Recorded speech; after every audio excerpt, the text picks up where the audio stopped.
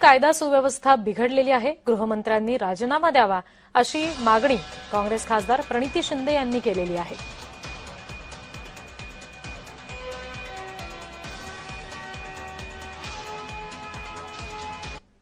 पूर्ण महाराष्ट्रात आणि खास करून सोलापुरात लॉ अँड ऑर्डर सिच्युएशन, कायदा आणि सुव्यवस्था पूर्ण कोलॅप्स झाली, पूर्ण या ठिकाणी कोळंबल्या आणि त्या संदर्भात आपण ही प्रेस कॉन्फरन्स घेत आहोत.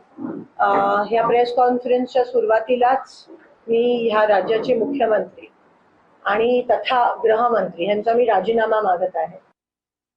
नसरापूरची घटना अत्यंत दुर्दैवी आहे, पण लक्षात घ्या आरोपी आज पोलिसांच्या ताब्यात आहे आणि त्याला संविधानिक पद्धतीने कठोर शिक्षा म्हणजे फासावर लटकवल्याशिवाय देवाभाऊंच्या नेतृत्वातलं सरकार शांत बसणार नाही.